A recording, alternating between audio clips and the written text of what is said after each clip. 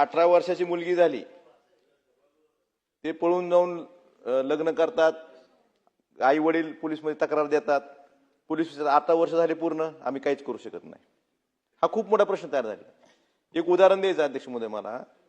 आमच्या मराठवाड्यातले बरेच मुलं मुली एक रिद्धी सिद्धी आळंदीला जातात, तिथे एक मंगल कार्यालय आहे, रिद्धी सिद्धी मंगल कार्यालय. ते सर्टिफिकेट देऊन टाकतात डायरेक्ट विवाहाचं. त्यांना कोणी अधिकार दिला? आपण एखाद्याचं सगळ्या घरच्यांनी लग्न लावून दिलं, ग्रामपंचायतीमध्ये किंवा नगरपालिकेत विवाह नोंदणी करायला गेली तर 15-15 दिवस महिना मिळत नाही विवाह नोंदणी प्रमाणपत्र. हे त्या दिवशी त्या क्षणाला प्रमाणपत्र देतात. ह्या अशा कार्यालयावर कारवाई झाली पाहिजे. हे चुकीच्या गोष्टीला प्रोत्साहन देतात. आणि त्याबरोबर एक छापील फॉर्म आहे अध्यक्ष महोदय त्यांच्याकडे. त्या छापील फॉर्म मध्ये फक्त नावं टाकायची कोरी. छापील फॉर्म कोणाच्या नावानं आहे? पोलीस निरीक्षक साहेब, त्या पोलीस स्टेशनचं नाव कोरं, प्रेमविवाह आणि घरच्यांच्या त्रासाबाबत. मी मंत्री महोदय तुम्हाला फॉर्म देतो.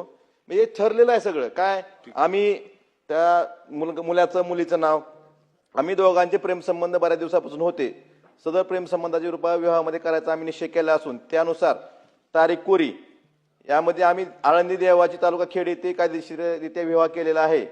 सदर विवाहास आमच्या घरच्यांचा विरोध असल्याने आम्हाला त्यांच्यापासून आम्हाला धोका व त्रास होण्याची शक्यता आहे.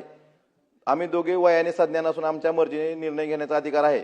सदर विवाहाबाबत घरच्यांची पोलिसात तक्रार केली असल्यास ती रद्द ठरवण्यास यावी, कारण आम्ही कायदेशीररित्या विवाह केलेला आहे. घरच्यांच्या लोकांपासून आम्हाला संरक्षण द्यावे, त्रास होतोय.